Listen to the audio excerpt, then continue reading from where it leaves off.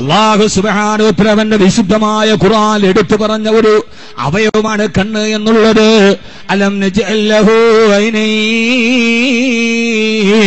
നിങ്ങൾക്ക് ഞാൻ കാണാൻ നിങ്ങൾക്ക് സുന്ദരമായ ഒരു കണ്ണ് നൽകിയില്ലയോ?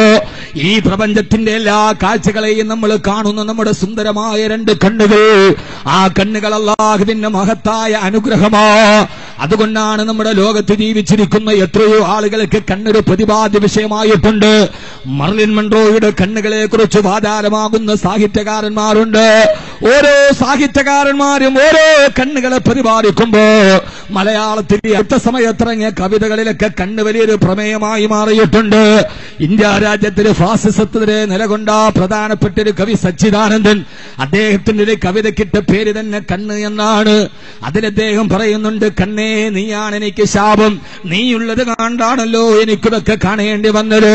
ഗുജറാത്തിലും കാശ്മീരിലും പച്ച മനുഷ്യരെ പച്ചയോടെ കത്തിക്കുന്ന രൂക്ഷമായ ഗന്ധം വന്നപ്പോ ആ പശ്ചാത്തലത്തിൽ മലയാളത്തിന്റെ മഹിതമായ സാഹിത്യകാര സച്ചിദാനന്ദനെതിരെ കവിതയെ ഇന്ത്യ രാജ്യത്തിന്റെയും ലോകത്ത് നടക്കുന്ന നിരപരാധികളായ മനുഷ്യരുടെ പച്ചാംശത്തിലേക്ക് തീനാളങ്ങൾ വിശപ്പ് തീർക്കാൻ കടന്നു വരുമ്പോ ആ കാഴ്ചകളെ കണ്ട് കണ്ണുനീരൊലിപ്പിച്ച് കവി സച്ചിദാനന്ദനെതിരെ കവിതയുടെ പേര് കണ്ണെന്ന. കണ്ണേ നീയാണ് എനിക്ക് ശാപം, നീ ഇല്ലായിരുന്നെങ്കിൽ ഈ ദുരന്ത കാഴ്ചകൾ എനിക്ക് കാണേണ്ടി വരുമായിരുന്നില്ലല്ലോ. മലയാളത്തിന്റെ വിപ്ലവ കവിയായിരുന്ന മുരുകൻ കാട്ടാക്കടയും കണ്ണിനെ കുറിച്ച് എഴുതിയിട്ടുണ്ട്. കണ്ടുമടുത്തു, കാഴ്ച മടുത്തു. ഈ മടുത്തു എന്ന് പറഞ്ഞ അദ്ദേഹം എഴുതുന്ന കവിത, കണ്ണടകൾ വേണം, മങ്ങിപ്പോയ കാഴ്ചകൾ കണ്ടു മടുത്തുപോയി, ഇനി കാണാൻ കണ്ണടകൾ വേണം എന്ന് അദ്ദേഹം എഴുതിയ കവിത ഈ മലയാളത്തിലെ കാവ്യലോകത്ത് വളരെയേറെ ചർച്ച ചെയ്യപ്പെട്ട കവിതയാ. എന്നാ ഞാൻ എന്റെ പ്രിയപ്പെട്ട സഹോദരങ്ങളോട് പറയട്ടെ, ഈ കാണുന്ന കണ്ണ് ഏറ്റവും വലിയ അത്ഭുതമാകുമ്പോ എന്തുകൊണ്ടാണ് കണ്ണ് കവിതയിലെ പ്രതിപാദ്യ വിഷയം മാത്രമല്ല, കലാകൗമുദികയെ പോലും തോമിച്ചുപോയ കവിതാ സൗകുമാര്യത്തെക്കാളേറെ സൗകുമാര്യം നൽകിയ അള്ളാഹുവിന്റെ വിശുദ്ധമായ ഖുർആൻ കണ്ണിനെ കുറിച്ച് പറയുന്നത് അള്ളാഹുവിന്റെ ഏറ്റവും വലിയ അനുഗ്രഹമാ. എന്താ കണ്ണെന്നറിയോ? നമ്മുടെ ശരീരത്തിന്റെ മുകൾ ഭാഗത്ത് വെറും 28 ഗ്രാം തൂക്കമുള്ള അല്ലാഹു സുബ്ഹാനഹു വ തആല നമുക്ക് നൽകിയ ഏറ്റവും വലിയ അനുഗ്രഹമാണ് കണ്ണ്. മനുഷ്യ ശരീരത്തിലെ കാഴ്ചകൾ കാണുന്ന ഈ കണ്ണും മസ്തിഷ്കവും തമ്മിലുള്ള അഭേദ്യമായൊരു ബന്ധമാണ് കണ്ണെന്ന് പറയുന്ന ലോകത്തിലെ ഏറ്റവും വലിയ അത്ഭുതത്തെ.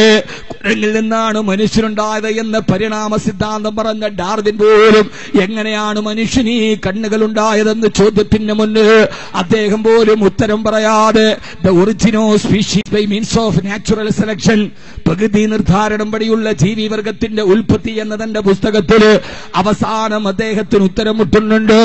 പരിണാമ സിദ്ധാന്തം പറഞ്ഞ ചാൾസ് ഡാർവിന് പോലും എങ്ങനെയാണ് മനുഷ്യന് ഈ സുന്ദരമായ രണ്ട് കണ്ണുകൾ ഉണ്ടായതെന്ന ചോദ്യത്തിന് മുമ്പ് ഡാർവിനെ പോലും ഉത്തരം മുട്ടിച്ച അള്ളാഹു നമുക്ക് നൽകിയ ഏറ്റവും വലിയ അനുഗ്രഹമാണ് നമ്മുടെ കണ്ണുകൾ.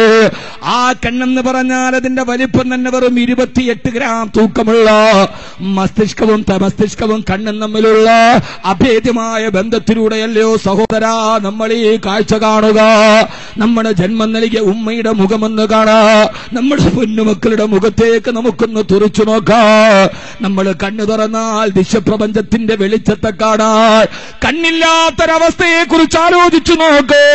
എനിക്കറിയില്ല, ഞാൻ കണ്ണിനെ കുറിച്ച് പറയാൻ ഇങ്ങനെ ആലോചിച്ചു വരുമ്പോഴാണ് സദസ്സിൽ വന്നിരിക്കും എന്റെ പ്രിയപ്പെട്ട സഹോദരൻ സനോജ് നെട്ടൂർ എന്റെ കയ്യിലുണ്ട് വന്നൊരു വെള്ള പേപ്പർ തന്നു. അതിനകത്ത് എഴുതിയിരിക്കുന്ന ഉസ്താദേ, എന്റെ മോള് ജനിച്ചിട്ട് ഇതേവരെ കണ്ണ് തുറന്നിട്ടില്ല. ഡോക്ടർമാര് പറയുന്ന എന്റെ കുട്ടിക്ക് കണ്ണിന് കാഴ്ച കിട്ടുകയില്ല എന്ന, എന്റെ പൊന്നുമോൾക്ക് കണ്ണിന് കാഴ്ച കിട്ടാൻ ദുആ ചെയ്യണേ എന്ന ഒരു മാതാവിന്റെ ആകുലതകളും വ്യാകുലതകളും നിറഞ്ഞൊരു പേപ്പർ വായിച്ചിട്ടാണ് ഞാൻ അള്ളാഹുവിന്റെ കണ്ണ് എന്ന് പറയുന്ന വിലമതിക്കാൻ കഴിയാത്ത അനുഗ്രഹത്തെ കുറിച്ച് നിങ്ങളോട് ചർച്ച ചെയ്യുക. എന്റെ പ്രിയപ്പെട്ട സഹോദരങ്ങളെ, ഈ കണ്ണിനെ അള്ളാഹു നമുക്ക് നൽകിയിരിക്കുന്ന സംവിധാനങ്ങൾ എത്രയാ. ഈ കണ്ണിന്റെ കൺപോളകൾ കണ്ടിട്ടുണ്ട്. ഏതാണ്ട് 1 മിനിറ്റിൽ 17 പ്രാവശ്യം ഈ കൺപോളകൾ നാം അറിയാതെ നമ്മൾ അടയ്ക്കുകയും തുറക്കുകയും ചെയ്യുന്നുണ്ട്. എന്ന് പറഞ്ഞാൽ ഒരു മണിക്കൂറിൽ 1 മിനിറ്റിൽ 17 പ്രാവശ്യം, ഒരു മണിക്കൂറിൽ 1200 പ്രാവശ്യം, അങ്ങനെ ഒരു ദിവസം 28,800 പ്രാവശ്യം, ഒരു ദിവസം 28,800 പ്രാവശ്യം നമ്മൾ അറിഞ്ഞോ അറിയാതെയോ നമ്മുടെ കണ്ണിന്റെ പോണകളെ നാം അങ്ങോട്ടും ഇങ്ങോട്ടും ചലിപ്പിക്കുന്നുണ്ട്. എന്തിനാണെന്നറിയോ? അല്ലാഹു സുബ്ഹാനഹു വ തആല അതായത് ഒരു മണിക്കൂർ നമ്മൾ യാത്ര ചെയ്താൽ 10 മിനിറ്റോളം 10% ഒരു യാത്രയുടെ 10% നമ്മൾ കണ്ണടച്ചാ യാത്ര ചെയ്യുക. പക്ഷെ അതിനെക്കുറിച്ച് നമ്മൾ അറിയാറില്ല. ഏത് സമയത്ത് നമുക്ക് ആവശ്യം വന്നാലും ഒരു പൊടി നമ്മുടെ കണ്ണിലേക്ക് വീഴാൻ വരുമ്പോ തീവ്രമായ പ്രകാശത്തിലേക്ക് നോക്കുമ്പോ കൺപോളെ അറിയാതെ അടഞ്ഞു പോവുകയാ. അതടയുമ്പോൾ ഒരു കാറിന്റെ മുൻഭാഗത്തെ ഗ്ലാസിന്റെ വൈപ്പർ ഇങ്ങനെ തുടച്ചു വൃത്തിയാക്കുന്നത് പോലെ നമ്മുടെ കണ്ണിന്റെ ഉള്ളിലുള്ള മുഴുവൻ അഴുക്കുകളും തുടച്ചു വൃത്തിയാക്കി ഈ കണ്ണിനൊരു പോറലേൽക്കാറ് അതിനെ സംരക്ഷിക്കുന്ന നമ്മുടെ കൺപോളകളുണ്ടല്ലോ.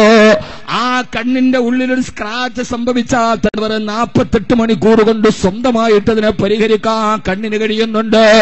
എന്റെ പ്രിയപ്പെട്ട സഹോദരാ, അല്ലാഹു സുബ്ഹാനഹു വ തആല 28 ഗ്രാം മാത്രം തൂക്കമുള്ള ഈ കണ്ണിന്റെ ഉള്ളിൽ ഏതാണ്ട് 80 ലക്ഷത്തോളം കോശങ്ങളുണ്ട്. 1,20,00,000 വരുന്ന റോഡ് കോശങ്ങളുണ്ട്. മങ്ങിയ വെളിച്ചത്തിൽ കാണാൻ സഹായിക്കുന്ന, തീവ്രമുള്ള വെളിച്ചത്തിൽ തെളിയിക്കാൻ സഹായിക്കുന്ന, ഇങ്ങനെ കണ്ണിന്റെ വിവിധമായ കാഴ്ചകളെ ഗോപിപ്പിക്കുന്ന ഏതാണ്ട് 2 ലക്ഷത്തോളം കോശങ്ങൾ നമ്മുടെ ഈ ചെറിയ 28 ഗ്രാം തൂക്കമുള്ള ഒരവയവത്തിന്റെ ഉള്ളിൽ 2 ലക്ഷത്തോളം വരുന്ന, 2 കോടിയോളം വരുന്ന, 2 കോടിയോളം വരുന്ന കോശങ്ങൾ മുഴുവനെ സജ്ജീകരിപ്പിക്കാൻ കഴിഞ്ഞ അല്ലാഹ് ഫതബാറകല്ലാഹു അഹ്സനുൽ ഖാലിഖീൻ. അല്ലാഹു എത്രയോ വലിയ ഉദാരമുള്ളവനാ, അവൻ എത്രയോ വലിയ സിട്ടാവാണ്. നമ്മളൊരു സാധനം നമ്മൾ എങ്ങനെയാ കാണാൻ കഴിയുന്നത് നിങ്ങൾ ചിന്തിച്ചിട്ടുണ്ടോ? നമ്മൾ കാണണമെങ്കിൽ ഒരു ഫോട്ടോഗ്രാഫർ സങ്കല്പിക്കുക. ഒരു ക്യാമറ കൊണ്ട് നമ്മൾ ഫോട്ടോ എടുക്കാൻ പോകുമ്പോ ആ ഫോട്ടോ എടുക്കാൻ പോകുന്ന വസ്തുവിന്റെ ദൂരമനുസരിച്ചതിന്റെ ലെൻസിനെ നമ്മൾ ക്രമീകരിക്കണം. ആ ലെൻസിനെ ഒരു ഫോട്ടോഗ്രാഫർ ക്രമീകരിക്കുന്നത് അതിനെ മുൻപോട്ടും പിമ്പോട്ടും ചലിപ്പിച്ചു മാറ്റിക്കൊണ്ടാ.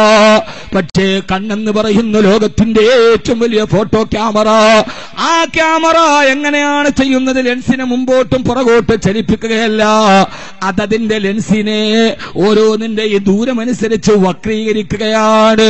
ആ വക്രീകരിക്കുന്ന സമയത്ത് നാം കാണാൻ പോകുന്ന സ്വരൽപ്പം അകലെയാണെങ്കിൽ, ഞാനിപ്പോ ആ ക്യാമറ കാണുന്നുണ്ട്, ആ ക്യാമറ എന്റെ കണ്ണിൽ നിന്ന് അകലെയാണെങ്കിൽ അകലത്തിനനുസരിച്ച് എന്റെ ലെൻസിന്റെ ഭാഗത്തുള്ള പേശികൾ ചുരുങ്ങും. ചുരുങ്ങിയിട്ട് എന്റെ ലെൻസിന് വക്രീകരണം, ഗോളാകൃതിയിൽ വക്രീകരണം കൂടും. ഈ വസ്തുവിന്റെ അകലമനുസരിച്ച് ഈ ലെൻസിന്റെ ഭാഗത്തുള്ള പേശികള് മെല്ലെ ക്രമീകരിക്കപ്പെട്ട് അതിന്റെ ലെൻസിനെ വക്രീകരിച്ച് അതിനനുസരിച്ച് കാഴ്ചയെ സംവിധാനിക്കണമെങ്കിൽ എന്റെ പ്രിയപ്പെട്ട സഹോദരാ സഹോദരി, അല്ലാഹു തന്ന കാഴ്ചയുടെ അനുഗ്രഹം അറിഞ്ഞു വസ്തുവിന്റെ അകലമനുസരിച്ച് ലെൻസിന്റെ സൈഡിലുള്ള പേശികളെ വലിയാനും കുറുകാനും നിർദ്ദേശം കൊടുക്കുന്നത് തലച്ചോറാ. ആ തലച്ചോറിൽ നിന്ന് സിഗ്നൽ വരുമ്പോ വസ്തുവിന്റെ അകലമനുസരിച്ച് പേശികൾ ചുരുങ്ങുകയും വികസിക്കുകയും ചെയ്യും. ഇതൊക്കെ ചെയ്യാൻ നമുക്കൊരു ഫോട്ടോ എടുക്കാം. ഫോട്ടോഗ്രാഫർ എത്ര മിനിറ്റ് ലെൻസ് മുമ്പോട്ടും പുറകോട്ട് ചലിപ്പിച്ച് ക്രമീകരിക്കണം. പക്ഷേ ഒരു സെക്കൻഡിന്റെ ഉള്ളിൽ തലച്ചോറിൽ നിന്ന് സിഗ്നൽ വന്ന് ആ സിഗ്നൽ അങ്ങോട്ട് കടന്നു ചെന്ന് നമ്മുടെ ശരീരത്തിന് നമ്മുടെ കാഴ്ച ക്രമീകരിച്ച് ആ വസ്തുവിനെ കാണാൻ സെക്കൻഡിലൊരംശം കൊണ്ട് ഇതിനെ സംവിധാനിക്കുന്നതാരാ? ഓ സംവിധാനിക്കുന്ന തമ്പുരാനാണ്. ലാ ഹൗല വലാ ഖുവത ഇല്ലാ ബില്ലാഹ്. ഏകനായ എന്റെ അല്ലാഹ് നമ്മുടെ ശരീരത്തിന് അല്ലാഹു കണ്ണുനീരിനെ ഉൽപ്പാദിപ്പിക്കുന്നുണ്ടല്ലോ. എന്താ കണ്ണുനീരെന്നറിയോ? ആ കണ്ണിന്റെ ഉള്ളിൽ ലൈസോസൈം എന്ന് പറയുന്ന ഒരു അണുനാശിനി പോലെയുള്ള ഒരു ഹോർമോണുണ്ട്. ആ കണ്ണുനീര് വെളിയിലോട്ട് വരുമ്പോ അത് കണ്ണിനെ കഴുകി ശുദ്ധിയാക്കുകയാ. എങ്ങാനും ഒരു പൊടി വന്നിട്ട് നമ്മുടെ കണ്ണിന് വീഴുമ്പോ ആ സമയത്ത് കണ്ണുനീര് ഉൽപ്പാദിപ്പിച്ചിട്ട് ആ പൊടിയെ വെളിയിലോട്ട് തള്ളുന്നതാരാ? ആ കണ്ണിലെങ്ങാനും പൊടി വീഴുന്ന സമയത്ത് ഒരു തുള്ളി കണ്ണുനീര് കണ്ണുനീര് വന്നില്ലെങ്കിൽ, കണ്ണിന്റെ ഉൾഭാഗം ഉണങ്ങി ഡ്രൈ ആയിരുന്നാൽ ആ പൊടി നമ്മുടെ കണ്ണിന്റെ കൃഷ്ണമണിയിൽ തുളച്ചു കയറില്ലേ?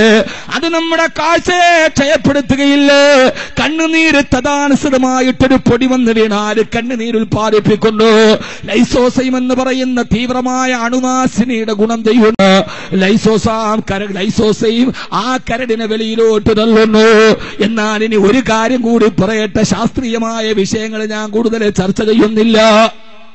എന്തുകൊണ്ട് തന്നെ എല്ലാം ചർച്ച ചെയ്യണമെങ്കിൽ ഡോക്ടറേറ്റ് വേണമെന്നില്ലവന്റെ വായന മാത്രം മതി. സഹോദരാ, ആ സമയത്ത് ഞാനൊന്ന് ചോദിക്കട്ടെ, കണ്ണുനീര് ധാരാളം ഉണ്ടാവാറുണ്ട്. നമ്മൾ സങ്കടത്തോടെ കരയുമ്പോ കണ്ണുനീര് വരാറുണ്ട്. ഒരു മനുഷ്യന്റെ കണ്ണിൽ ഒരു ദിവസം 3/4 ഗ്രാം കണ്ണീരാണ് വരുന്നതെന്നാണ് കണക്ക്. കരയുമ്പോ കണ്ണീര് വരാറുണ്ട്, സങ്കടം കൊണ്ട് കരയുമ്പോ. ഇനി സന്തോഷം വരയുമ്പോ കണ്ണുനീര് വരാറുണ്ട്. അതോടൊപ്പം തന്നെ പെണ്ണുങ്ങൾ അടുക്കളയിലിരുന്ന് ഉള്ളി എരിയുമ്പോ, സവാള എരിയുമ്പോ കണ്ണുനീര് വരാറുണ്ട്. ഈ 3 സമയത്തും വരുന്ന കണ്ണുനീര് ഒരുപോലെയല്ല. അള്ളാന്റെ സെറ്റപ്പിന്റെ വ്യത്യസ്തത കണ്ടോ? സങ്കടം കൊണ്ട് കരയുമ്പോ വരുന്ന കണ്ണീര്, സന്തോഷം കൊണ്ട് കരയുമ്പോ വരുന്ന കണ്ണീര്, ഉള്ളി എരിയുമ്പോൾ കിട്ടുന്ന കണ്ണുനീരും കൊണ്ടുപോയി ഒരു ലബോറട്ടറിയുടെ മൈക്രോസ്കോപ്പിൽ നിങ്ങൾ പരിശോധിച്ചാൽ 3 കണ്ണുനീരിലും ഉൾക്കൊള്ള 3 കണ്ണുനീരിന്റെ ഈ ഘടന തമ്മിൽ വ്യത്യാസമുണ്ട്. അല്ലാഹുവേ, അല്ലാഹുവേ, അല്ലാഹുവേ, നിന്റെ സിട്ടിപ്പിന്റെ മുമ്പിൽ ഞങ്ങൾ ശിരസ് കുനിക്കുന്നു. അല്ലാ, ഒരേ സാധനത്തിന് തന്നെ വികാരത്തിനനുസരിച്ച്, അതിന്റെ പുറകിന്റെ സന്തോഷവും സന്താപവുമുള്ള വികാരത്തിനനുസരിച്ച് ഘടനയില് മാറ്റം വരുത്തിയ അല്ലാ, അതുകൊണ്ടാ ഞാൻ നിങ്ങളോട് പറഞ്ഞത്, ഈ കണ്ണിനെ കുറിച്ച് പറഞ്ഞാൽ എത്ര പറഞ്ഞാലും അവസാനിക്കുകയില്ല. അല്ലാഹുവേ, അല്ലാഹുവേ, കണ്ണൊരു വലിയ മഹാത്ഭുതമാണ്, കണ്ണൊരു വലിയ മഹാത്ഭുതമാണ്. അല്ലാഹു, ആ കണ്ണെന്ന് പറയുന്ന ഏറ്റവും വലിയ ക്യാമറ. നമ്മുടെ ഈ കണ്ണിന് അല്ലാഹു സുബ്ഹാനഹു വ തആല സംവിധാനം അറിയോ? ഈ കണ്ണൊരു ക്യാമറയായിട്ട് സങ്കല്പിച്ചാൽ, ഇപ്പൊ ഇവിടെ MFIPയുടെ ക്യാമറയുണ്ട്, അല്ലാത്തതിന്റെ ക്യാമറയുണ്ട്, എന്റെ ഫോട്ടോ എടുക്കുന്ന അബ്ദുള്ളയുടെ ക്യാമറയുണ്ട്. ആ ക്യാമറയെ, ഈ കണ്ണിനെ നമ്മളൊരു ക്യാമറയായിട്ട് നമ്മളെങ്ങാനെ സങ്കല്പിച്ചാൽ, നമ്മുടെ ഈ കണ്ണിന്റെ ക്യാമറയുടെ മെഗാ പിക്സൽ എത്രയാണെന്നറിയോ? 576 മെഗാ പിക്സൽ ക്യാമറയാ അല്ലാഹു കണ്ണിൽ വെച്ചിരിക്കുന്നത്. iPhone 6 എന്ന ആപ്പിൾ കമ്പനിയുടെ ഏറ്റവും വലിയ, ഏറ്റവും നൂതനമായ ഫോണിന്റെ ക്യാമറ പോലും വെറും 7 മെഗാ പിക്സലാ. 7 മെഗാ പിക്സലാണ്. ഇപ്പൊ i7 ആണ്. i6 ഏതാണ്ട് 8 മെഗാ പിക്സൽ മാത്രമാണുള്ളത്. i7 10 മെഗാ പിക്സൽ എന്ന് കരുതാ. ആപ്പിൾ കമ്പനി അല്ലാഹുവിന്റെ സിട്ടികളിൽ ഒരുവനായ, കോടാനുകോടി സിട്ടികളിൽ ഒരുവനായ, പടച്ചതമ്പുരാൻ കൊടുത്ത ബുദ്ധി കേന്ദ്രങ്ങളിൽ കോടാനുകോടികളിൽ ഒരുവനായ ആപ്പിൾ കമ്പനിയുടെ ഗവേഷണശാലയിൽ ഇരിക്കുന്ന പടച്ചറബ് ഓസാരമായി കൊടുത്ത ബുദ്ധി കൊണ്ട് വികസിപ്പിച്ചെടുത്ത ക്യാമറ വെറും 8 മെഗാ പിക്സലാണെന്ന് അല്ലാഹു സുബ്ഹാനഹു വ തആല വടിയരികിലിരിക്കുന്ന യാചകന്റെ നെറ്റിത്തലത്തിന്റെ താഴെ വെച്ച് കൊടുത്ത ഒരു കണ്ണിനെ ക്യാമറയായി സങ്കല്പിച്ചാൽ, ആ ക്യാമറയുടെ വലിപ്പം 576 മെഗാ പിക്സലാ. അല്ലാഹുവേ, ഫതബാറകല്ലാഹു അഹ്സനുൽ ഖാലിഖീൻ. അല്ലാഹു സുബ്ഹാനഹു വ തആല നമുക്ക് മനസ്സിലാക്കാൻ, അല്ലാഹുവേ, നിന്റെ സെറ്റപ്പിന് ഞങ്ങൾ, അല്ലാഹുവേ, നിന്റെ സെറ്റപ്പിനെ ഞങ്ങൾ അംഗീകരിക്കുന്നു. അല്ലാ, 28 ഗ്രാം മാത്രം തൂക്കമുള്ള ഈ ഒരു കണ്ണിന്റെ ഉള്ളിൽ ഏതാണ്ട് 20 ലക്ഷത്തോളം പ്രവർത്തന ഭാഗങ്ങളുള്ള അതിസങ്കീർണമായ അവയവമാണ് നമ്മുടെ കണ്ണ്. 28 ഗ്രാം മാത്രം തൂക്കമുള്ള കണ്ണിന്റെ ഉള്ളിൽ 20 ലക്ഷത്തോളം പ്രവർത്തന ഭാഗങ്ങളെ ഈ കുഴിക്കുള്ളിൽ അല്ലാഹു അവതരിപ്പിച്ചു വെച്ചിട്ടുണ്ട്. പറയാൻ സമയമില്ല.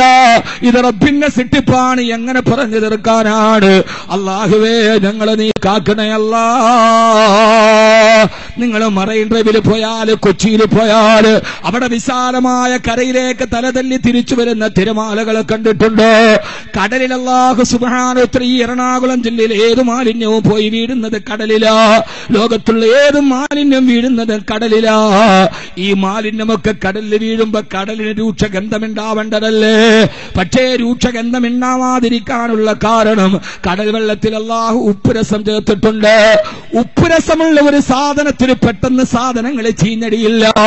എന്റെ പ്രിയപ്പെട്ട സഹോദരാ, എപ്പോഴും വെള്ളത്തിന്റെ ദ്രാവകത്തിന്റെ സ്പർശനമുള്ള 28 ഗ്രാം തൂക്കമുള്ള ഈ കണ്ണിന് അള്ളാഹു വെച്ചിരിക്കുന്നത് കണ്ണുനീരെന്ന വെള്ളത്തിന്റെ ഉള്ളിലാ.